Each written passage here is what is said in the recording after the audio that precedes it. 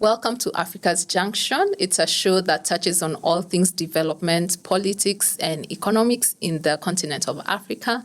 My name is Lynette Mothamia, and I'm happy to have a special guest today with us. You know him from your TV screens, and he was part of a group called Ridiculous. You know him as a radio personality, and he's also been in politics. He was in the former government, and he was the director of youth and development. Currently, he's the chairperson of DNA, and our guest today is none other than Walter Mongare Senior. Welcome to our show. Thank you very much. It's good to have you. For a moment there, I wasn't very sure you're introducing me, but thanks now. Who did you think I was introducing? I was like, who's that guy? It's you. Sounds awesome. Yeah, it's been a good journey. In the last 26 years or so. Okay. And that actually marks the age of my firstborn. Wow. Because she was born more or less the same time we were starting off our trade at Kenyatta University. And so it's been, other than just being that guy who you've described in the corporate world, in the government world, yes. I'm also a parent. And a husband. Oh, perfect. Yes. Well, congratulations. And they take me seriously at home. Oh, okay, because we take you. That comedian. The comedian part. And you've actually said that you started in KU, yes. Your career into media. And so I'll just go straight. I'll come back to that later. I want to touch on the politics part. You are also in the Ministry of Foreign Affairs. Can you briefly tell us my journey? You can give us your journey. Let me put it this way. I've actually one works for government. Regimes may change, but government remains the same. Yeah. So I've worked for government since 2010. My first encounter was at Kenya Broadcasting Corporation, where I was in charge of the radio broadcast division. That saw, in 2 years, we expanded from 3 radio stations to 14 radio stations, which are currently existing. And that's what I did at my first stint working for government. Then I moved to the county governments. I went to Kisii as an advisor to the governor. And part of what we did between 2013 and 2017 was institutionalizing county governments, because at that point it was a new phenomenon. Okay. Nobody had been a governor before, so much of what happened between 2013 and 2017 is what we call county governments. Okay. Then after that, of course, I came to Nairobi County in the same capacity as a communication advisor to Governor Kidero. Then after that, shortly in 2017, I joined the fourth president, Uhuru Kenyatta, as an advisor on youth and development in State House. Then shortly after that, having acted as a president on TV, then working for the president in State House, I started to have a dream that I need to be president. And so I resigned in 2022 in February, and I went to put in my papers as a presidential contender. And I was the first candidate to be cleared to run for presidency in 2022.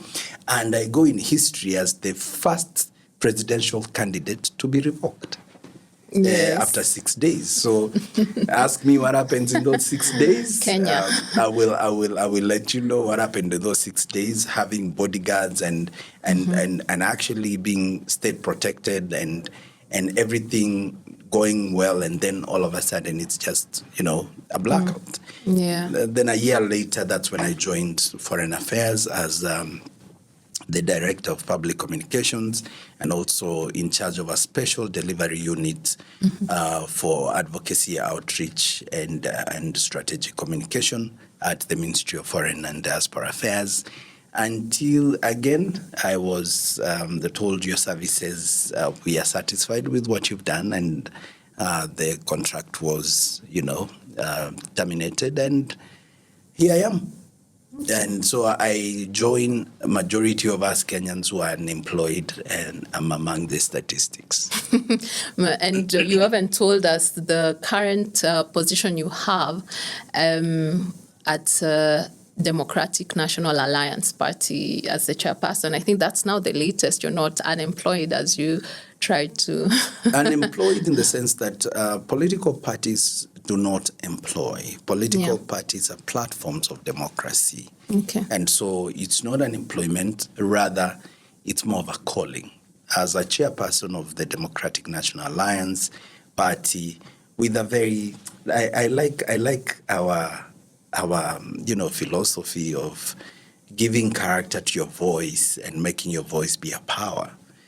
Not knowing just how much power you have in your voice and voicing things. And so that's what DNA is all about, giving people an opportunity for their voices to count, for their voices to influence the decisions that are being made on the table. So that is more of a calling as opposed to employment. Yeah. Because majority of the public would call other parties small parties. But I just want to introduce something that they need to dignify the party space, because we provide an avenue and an opportunity for a robust democratic discourse in the country. And so please don't trivialize a fully registered, compliant political party to call it small based on what? It could be a young party. We are a young party. We are growing. And probably in 10 years, we will be a formidable party. But we very, very optimistic in terms of growth patterns of any going concern and institution. Okay. And what makes, so you've said DNA party, it's your voice and your power, and the people's voice is heard. What other unique character, or what makes your party stand out from all the other parties that are in Kenya? Like if I was to we are look more at than all 90. of them. We are more than 90 Okay. fully registered and compliant political parties.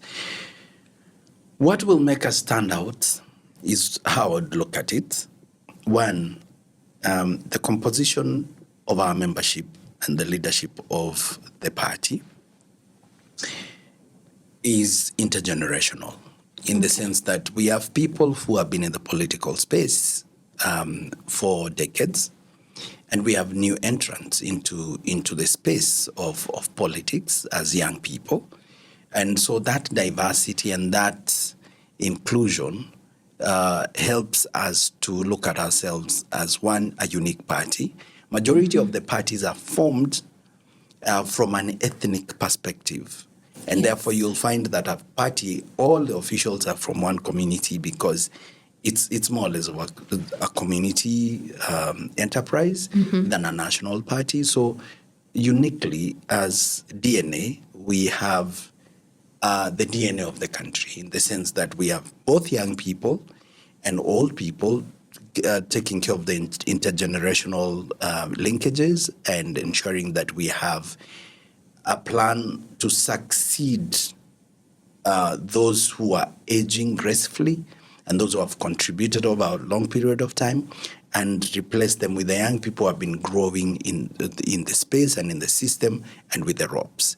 So that is one of the characteristics that we have at DNA, where we have already planned for succession. Okay, I like that because it marks continuity. I think the one of the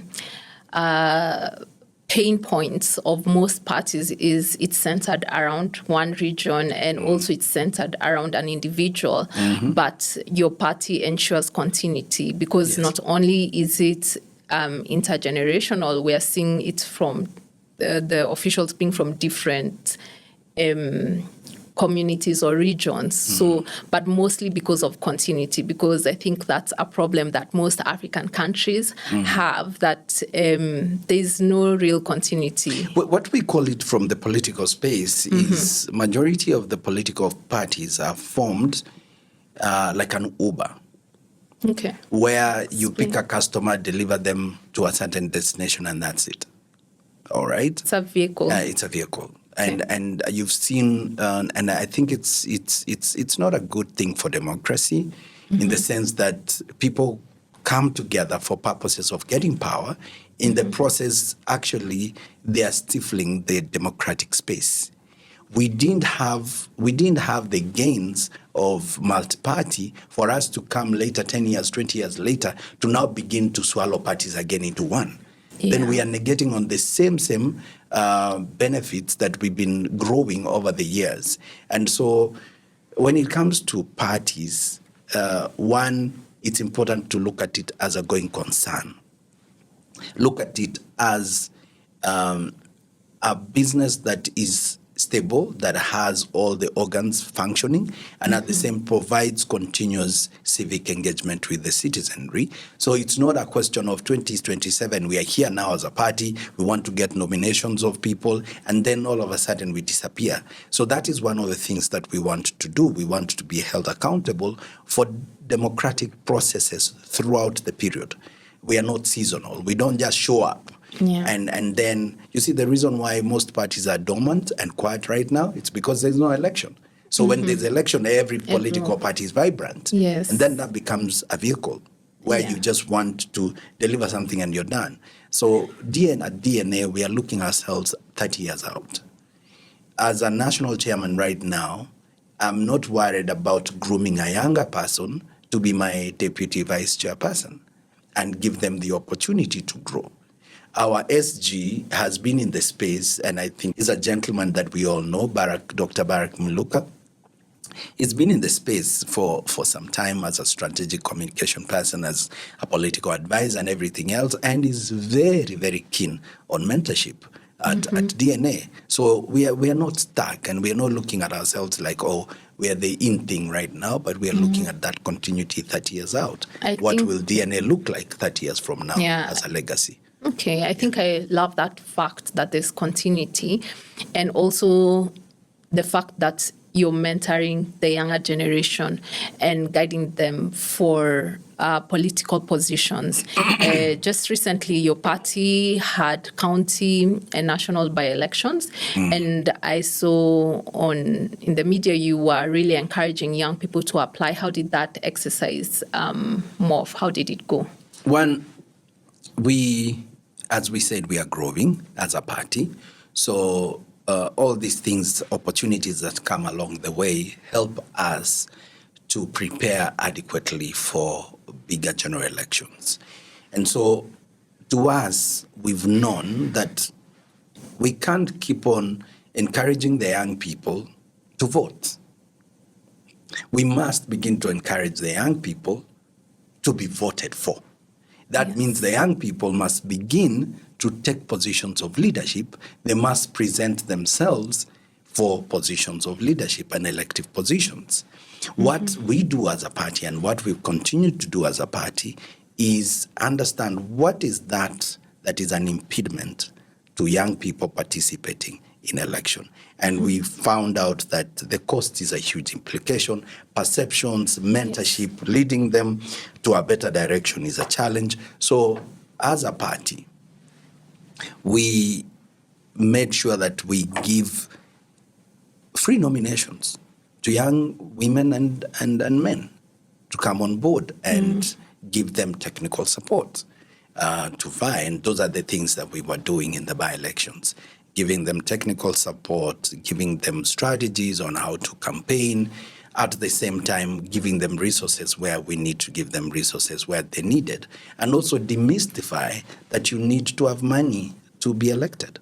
Okay, I think that has been the problem of, young people wondering how they will enter the political space past the protests. And I had Nerima Wako as one of my guests, and she was saying one of the bottleneck problems is that forming a political party can be very cost restrictive for young people. So yeah, it's good to hear that there are parties out there that are actually encouraging young people not only to vote, but to participate in the politics of the day. And not only that, to mentor young people so that they can be adequate and prepared for their role, because it's one thing to protest and to say what the country's problems are. It's another thing to know how to go about it to make it a better nation. And you've also partnered with Kikau movement. Could you briefly outline for us what that is like? Kikau movement is a youthful program that was started by one of our officials in the party, the deputy chairperson of of DNA, and they started that forum for young people to come and have discourse on how they can effectively participate in the electoral reforms, the electoral processes in the country, civic engagement, and basically give young people an opportunity to voice so that they are better equipped to participate in the national development. And so when the party opened its doors to the young people, Kikau was the one of the movements that said, I think the party's ideologies align with what we have at Kikau, and therefore we see DNA as a home for us as young people, where our voices can actually count in influencing the decisions that are being made at the table. Okay. So I'd say maybe one of your political ideologies is that everyone's voice matters, not restricted to any generation. What are other political ideologies that your party has? When we talk about, people do a lot of tokenism when it comes to inclusion. They think it's about you're giving a young person a seat at the table. You're giving a young woman a seat at the table. But their voices don't influence the decisions that are being made. So one of the things that we've been very deliberate about at DNA is, one, we believe in transparency, we believe in accountability, and we want to create trust within our leadership and our people, where young people know that this is a party that is credible, that processes are transparent, that conversations are above board, and meritocracy is the order of the day. And so that is one of the things that we are very, very keen when it comes to democratic governance. Okay. Give people an opportunity to lead, not to be led as a party. Kenya has been a democratic nation for the past so many years. Is it a real democracy? And even when I touch on that, like as we head towards another election period in the next 2 years, do we have a free and fair EBC, where we say that, democracy has been fully developed in this nation? What are your views on that? One, as a country, this is controversial in my thoughts. Someone lied to us with the concept of democracy. Someone lied. This is a conversation for another day. And the reason why I'm saying that is we look at what we have as a country, where we are questioning literally everything and anything that happens through a process we call public participation. True. Where everybody's idea, everybody's voice must then count before something happens. It's a contradiction in a way, where we are democratic and at the same time we want the president, for example, to lead us, the president to give us a vision. But then we elect him to lead us democratically, and then we want him to come back every time to ask us for our opinion through public participation for something to happen. So to me, democracy is not necessarily because we are free to talk, we are free to say anything at any point. It's how do we govern our institutions, as opposed to talking about democracy, because I want to believe when you give me a mandate and a responsibility, I want you to give me time to also deliver. Yes. If you ask me to come back to you every other time, then that is why we have stalled processes. I want to believe that the question you've asked, are we democratic as a country? Yes, we are. With processes, yes, we are. On paper. Is that what happens at the ground? That's a subject for discussion. Yes. But I want to believe on paper we are democratic as a country. Okay. On the ground, we are not.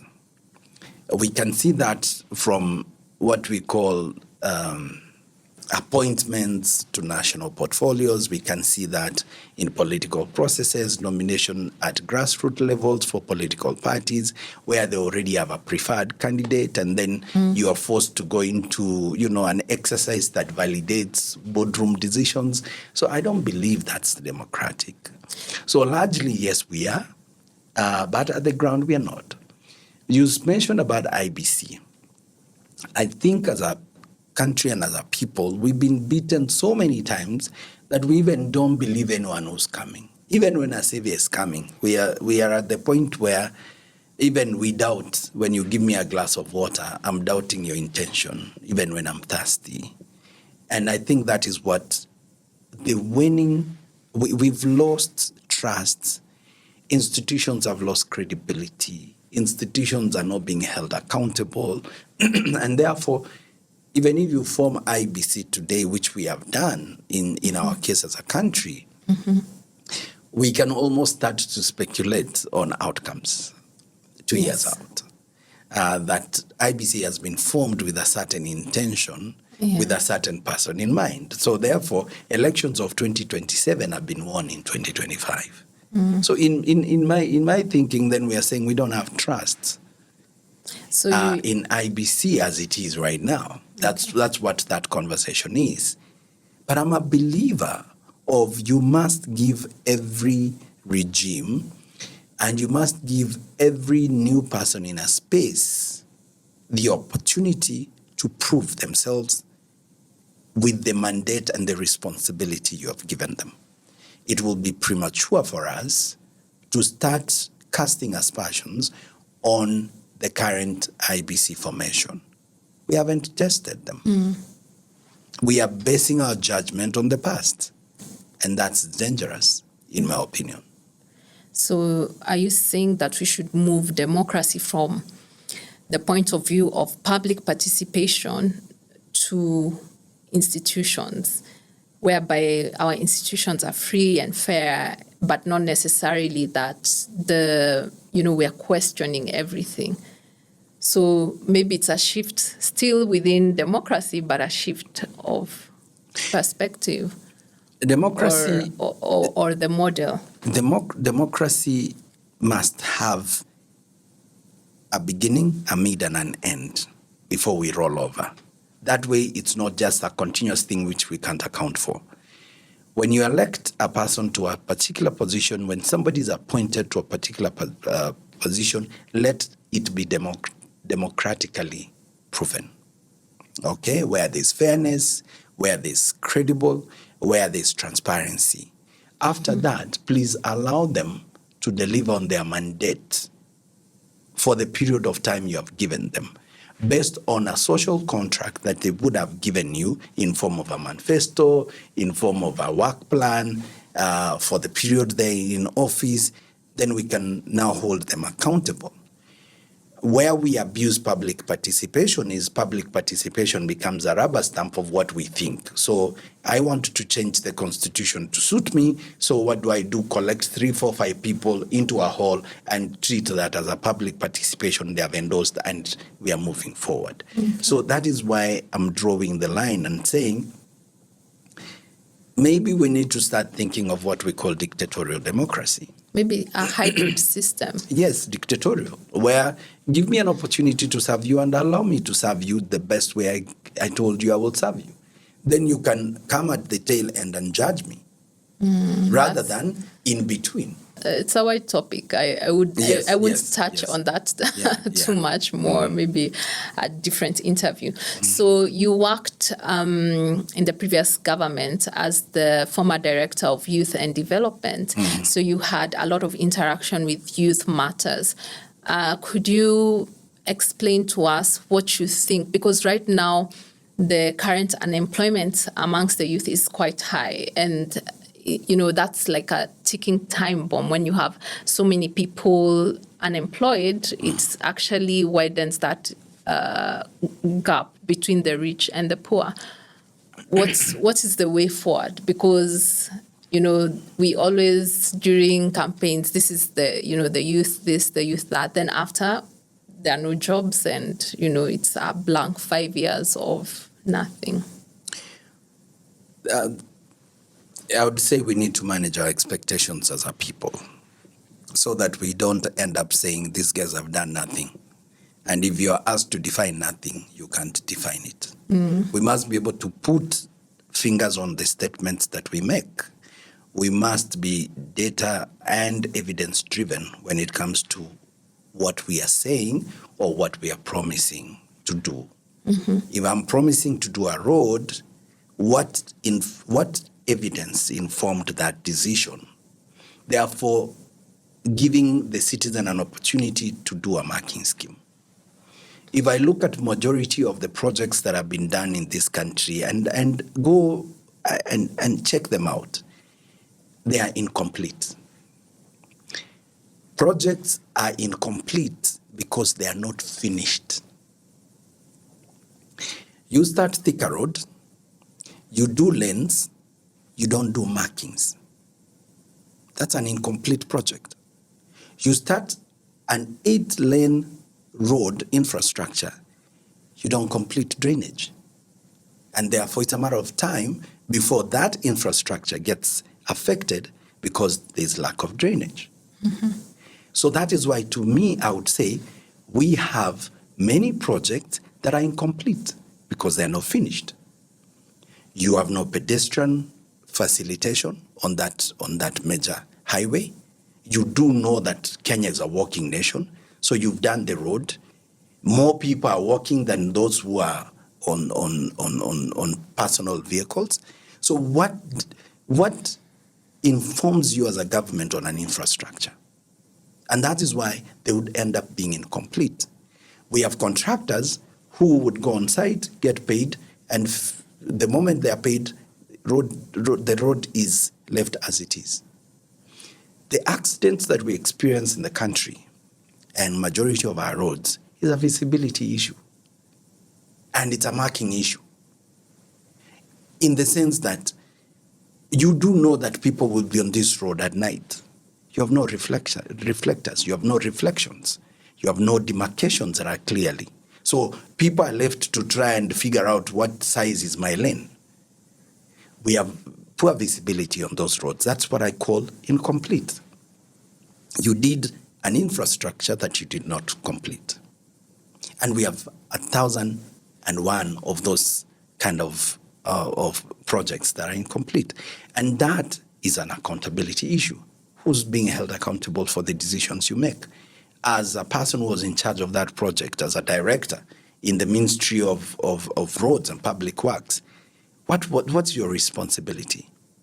We have finished a road. Do we have maintenance contracts that are running for over a period of time? You finished the road, you commissioned it, you put a placard, and you left. Nobody ever comes to look at it and say, what is the maintenance plan for the next 4 years? So our issue is the completion of accountability. No one is being held accountable for incomplete projects. And you want us to be excited about that? How do you suggest that accountability should be achieved? Because that's also a big word.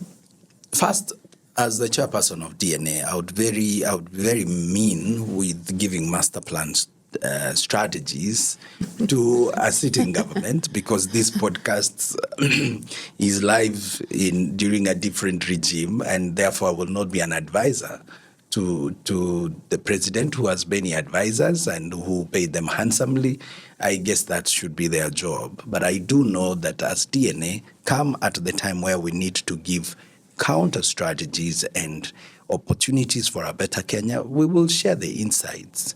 If you want me to share something, I'll tell you that we have the capability to come up with interventions that make sense. For example, if you're going to do a project, you better give me a plan of beginning to end and give me the value proposition of that plan and give me the impact that it's going to have for the period of that plan. I think that's sufficient for them. Okay. Yeah. Okay. Yeah. That's interesting. So my next question is, because of the previous government's taking of loans and loan spiraling, like a lot, we are in a debt trap. And the current government has embarked on austerity measures. And of course the austerity measures are, causing a lot of tension in the country. That's why the finance bill, they reject the finance bill and that kind of a thing. What is the way forward? Because you inherit the previous government, so you are given, problems are pushed, projects are pushed forward. What is the way out for us? Do you believe that there are austerity measures? I don't. Well, for the people, yeah. I don't. And this is why I don't. This is why I don't believe the austerity measures. We do know the salary of a member of parliament. Statistics are available. We do know the salary of our president. We do know the salary scales of civil servants. So we have a base from which we can make informed decisions. Then you have austerity measures to cut down government expenditure of civil servants by reducing the number of tea they take in a week, the number of travels they take as civil servants, and we call that austerity measures. That to me is mockery. Mockery in the sense that when you have a member of parliament every weekend attending funerals, attending social functions, attending empowerment programs and dishing out 20 million every week, then you tell me that the austerity measures? For the people, maybe, not for the government. The austerity measures are for the people of Kenya, the masses. It's not necessarily the government. Yeah. But you see, we are the ones who feel, the masses are the ones who feel the pinch.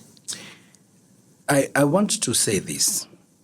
Austerity measures mainly should affect how government spends our money. Okay. All right? And that's what austerity measures are, in my understanding. And therefore, we are at a catch-22 where we are saying one thing and doing the opposite. I want to believe that we have sufficient resources that do not require austerity measures. Okay. We just need to prudently spend our money and account for it. And we will not need austerity measures. Okay. All right? Okay. We keep throwing these words out there sounding intelligent and everything else and sounding like we're doing something simply because we are covering up stuff. If we spend Kenya and any government, I'm not sure of any government that has gone down, that has gone bankrupt and shut. I do know corporate firms that have closed shop because business has diminished and decisions have been made for them to shut. I don't remember, I'm not aware of any country that has ever shut. So that means we are resilient as a country. And that means we have sufficient resources as a country. We just need to be accountable with the resources. The people we have trusted and entrusted positions of responsibility need to be accountable to the resources that we've given them, and you will find that we will not need to throw words like austerity measures. When it comes to borrowing, I do not have a problem with anyone borrowing, including even when we start financial conversations. You can't develop without using other people's money, and that is borrowing. Yes. Yeah, you borrow some money to grow your business. Yeah. So it's important that you borrow responsibly and in a way that you know you can cover it and you can pay back. Okay. So it's okay for us to borrow, but responsibly. Yeah. What we need to start having a conversation on is what is the cost of that borrowing and what is it doing and what is the return on investment. Then that makes sense. I don't have a problem the president going to China and borrow 3 trillion. If that 3 trillion is going to be invested in a period of 10 years, and we would have finished paying by the 5th year, and we have put mechanisms in place to pay, but that 3 trillion today will open up the country to East Africa trades area, then so be it. And that's okay, that's responsible borrowing. What we are struggling with is borrowing that we do not invest in what we have said we will, and then burdening our children in future to pay for something that they never benefited from. Okay. Yes. When you talk about investing, what we have seen with the current government is the infrastructure, which is a continuation of the previous government, and also like affordable housing. But knowing that Kenya is like an agricultural country and our revenue comes largely from that, or even the manufacturing sector, what kind of investments should we be looking at to get us into another economic level that's not struggling? That's a very informed question that needs to be directed to our institutions of higher learning. What is the role of research in informing policies in this country? When we talk about infrastructure, what has informed our investment in infrastructure? When we talk about Kenya as an agricultural country, maybe that's what it was 10 years ago. What does the evidence, what does research say about it today? If I go to Western Kenya, where 20, 30 years ago, it was purely a sugar belt, all right? And Mumia Sugar was operating at optimum because there was cane everywhere. Then we liberalized the market and opened more sugar companies around the same sugar belt. And therefore, 7 to 8 milling companies started to struggle over the small sugar belt. And therefore, with time, there was scarcity of raw material for Mumia Sugar to operate, because we have opened Nzoia Sugar Company, we have opened South East Africa Sugar Company, we have opened Moroni, all of them on the same sugar belt. What did we do? We actually spread the raw material to many players, and therefore, with time, we didn't have cane for Mumia Sugar to mill.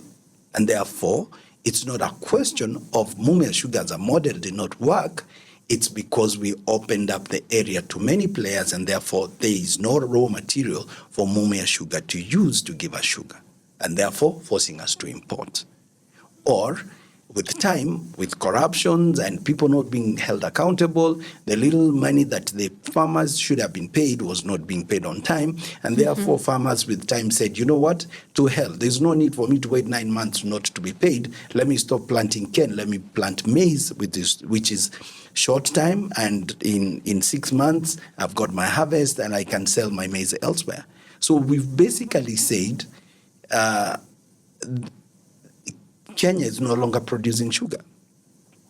So what is the role of higher institutions of learning in providing research and evidence for us to inform the policies we are making? So I wouldn't be quick to say we are an agricultural country. Prove that. When I look at the imports and exports to this country, we import eggs from Uganda, so we are not producing eggs. Maybe what we're producing is for domestic use, but not for export. And so therefore, why would you call yourself an agricultural country? Maybe it's a perception that we have, but it's not informed by evidence. So what I'm challenging us to do, we need to reset this country by getting the institutions of higher learning to give us evidence-based,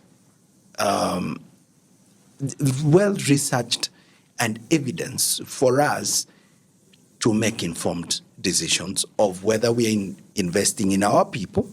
Because I'll tell you this, today probably the biggest export we have for Kenya is the people, human capital.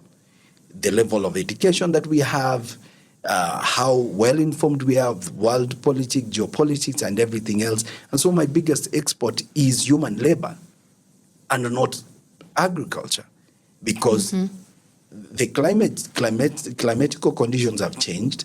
Climate change is here with us. So the things that we used to say we have abundance of this, maybe it's not there. So that is what I'm challenging us to do, to review and reset our economic model, where you're not doing things because nimefanya hii barabara kutoka hapa mpaka huko. Who asked you that that is the biggest need that people have? Yeah, that's true. That's food for thought. But I would imagine that we have enough, not maybe enough, but we have research and development where this data is available. Let me challenge you on this. Yeah. We effected an education model called CBC. And I'm sure from your own understanding, it's madness. It's mayhem. It's why did we leave this education model for this? What informed us? When I look through the CBC model and I look at the master plan of CBC, it was not to be implemented in the way it has been implemented. Yeah, it's the implementation. Okay, so therefore, as you say, we have enough policy documents, we have enough evidence to inform us on what we need to do, but we are implementing them wrongly. And that is a leadership issue now. Okay. All right? Okay. It's not that we don't have the policies, it's not that we don't have the master plans. We are not implementing them well. And even when we are implementing them, we are implementing them to serve our short-term needs as a regime. Yes.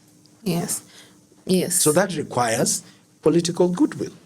Genuine people who are in positions of leadership to implement things for the benefit of the people and not themselves. Yes. Yeah. Yeah, I believe the research papers have been there since the 70s. So it's not a lack of knowledge, it's maybe a lack of good leadership. And we also need to goodwill. update those. We need to update. I mean, I'm a master's student right now at Daystar University, and I can see that sometimes we are operating on archaic documentation and policy frameworks that need to be reviewed because time has changed. Yes. Times have changed. The way citizens access information today is not the way they used to access 20 years ago. And therefore, you can't tell me that you want to take 5 years to review a policy position with all this new technological advancement. And therefore, it's important for us to even review those that are existing. Yeah. Yeah, to bring them up to speed. Yeah, to take account to the changes, like even COVID changed a lot of things in the world, so they need to be updated. Okay, it's a leadership issue. Yeah. So my final question to you is... Tunamaliza. Tunamaliza ama what else? Tuko na 2 hours. Yeah, say it. Yeah, so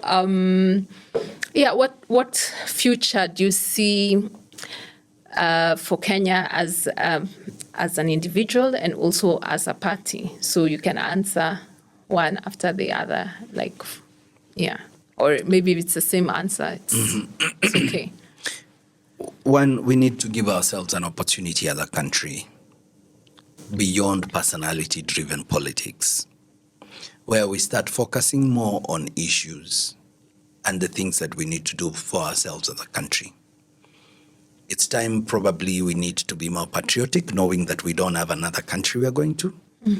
We will not migrate to a neighboring country. And therefore, we need to know that this is the only home that we have. And we have to wake up and fix it ourselves.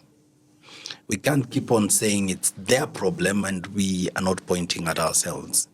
Young people of this country, don't become keyboard warriors. You're spending a lot of time criticizing everything. Position yourself. Come forth and say, I want to take this leadership position because I think I've got something different to offer. And that means you have to lift yourself from your cocoon of wanting to criticize others and begin to be the person who's providing a solution. Let us not be on this podcast to point fingers at people. We have a country, we have a life, we have the little resources that we must prudently use. How do we apply the knowledge that we have for a better Kenya? How do I, as Walter Mongare, begin to think beyond myself? I've got children who will soon give me grandchildren. How do I start to think about my time is up and it's time for my children? And therefore set them up in a way that they become better citizens.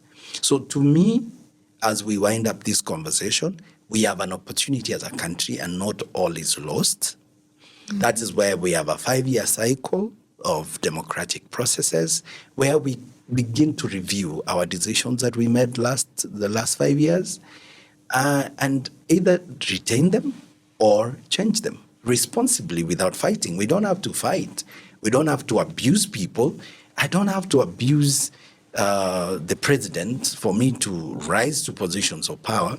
I know in the next 2 years, God willing, I might end up being your president, and I must remember that I have a responsibility for the people and of the people. They have delegated their power to me, and they are my bosses. And at that point, I begin to do what is best for them, not what is best for me. I believe that once you're given a responsibility and a position of power, imagine if you use it well, you get self-satisfaction, and at the same time, those who have employed you are able to get what they've sent you to do. So we all is not lost. We have a beautiful country. We have a good constitution. We have smart people in this country. We must begin to give ourselves a chance to redeem ourselves. Okay. Yeah. So it looks like a two-way kind of partnership whereby leaders should be servant leaders, whereby you're there not to serve your own interests, but to serve the people. And the people must participate more, not only to criticize the current government, but to see what is it that I can do even in my community to change the narrative of this country. Yeah, and that is what Democratic National Alliance Party will be doing in the next 2 years, in engaging the young people through the kick-out platforms, where we are giving us an opportunity to voice some of these things and suggest ways that we can, bring positive transformation. I don't call it change, because I don't even understand when we say we want change. I don't understand what that is, because if you want change, then it means it's something that is unknown. But I do know that we want a transformed country. So our change of mindset, even the Bible tells you, be transformed of your mind. And so we want to believe that as DNA, we are going to have conversations with the people and for the people. At the end of the day, this is their party. A party does not belong to Walter Mongare as the chairperson. It belongs to the people.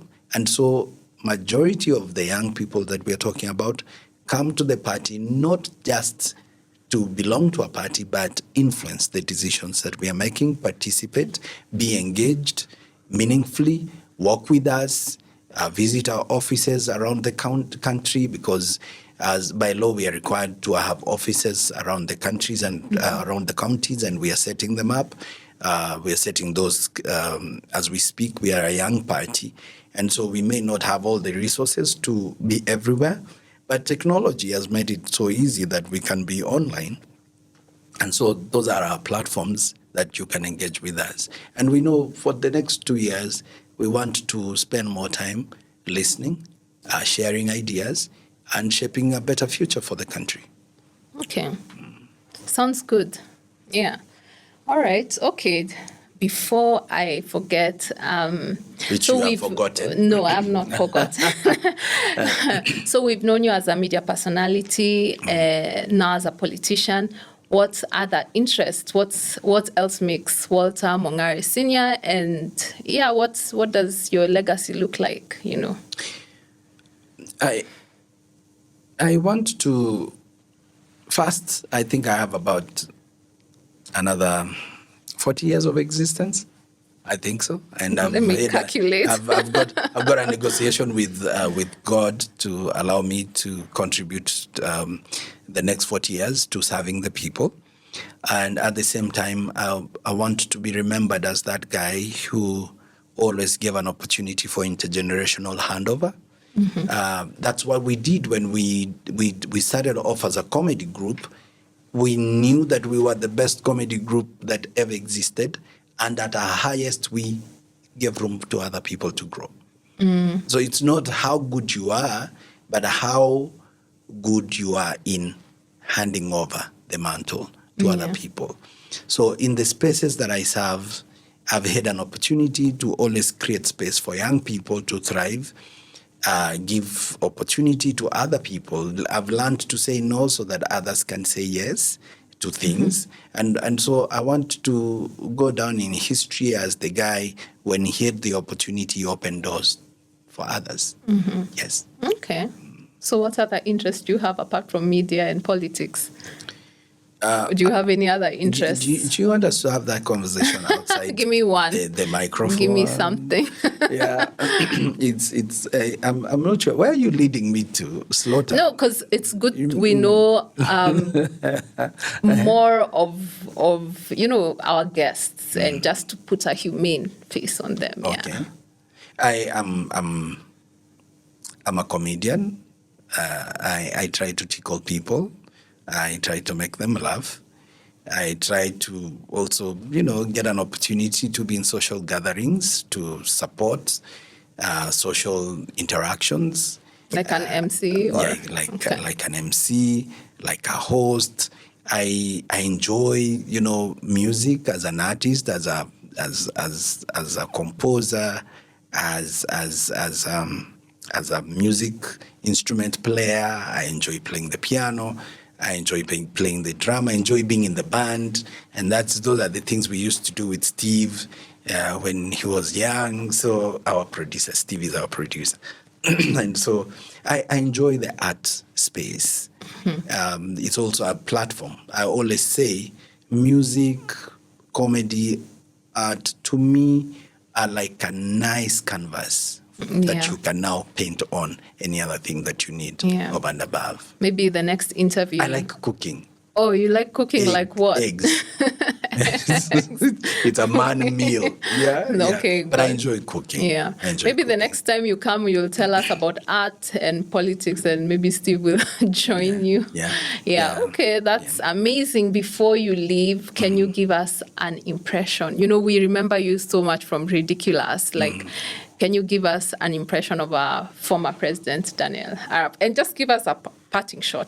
First, I want to, God rest the soul of our former president, Moi, who gave us an opportunity to thrive. At a time when everybody feared for our lives, we made a perfect impression of him on TV. And in social gatherings, and everybody loved him. And it's because he allowed us to continue to do. I'm told one time, the people around him who were sycophants were like, you know what, there are 3 university students, and particularly this young man making fun of you, lampooning you as a president. I think we need to do something about it. They were very, very upset. Yeah. And I'm told... It wasn't something nice, was it? And I'm told that Moi looked at them and said, wacha watoto wadogo wajitafutie unga, niweke kwa TV nijione vile nilifanya, na hiyo ni maendeleo. Oh, that's amazing. That's amazing. You've taken us back. You've taken us back to that time and era. Thank you so much. And I hope I come back as a leader, because I think Moi was a good leader. Yes. He may not have been a good manager, already but he was a good leader. And you're a leader, or? Yeah. When I'm given the responsibility, I think I'll be able to exercise that. Yes. Okay. Thank you so much for coming on our show, sharing your views on youth, especially in our country, and the way forward. And that's all we have for you today. And thank you for joining us. And we shall see you next time on Africa's Junction.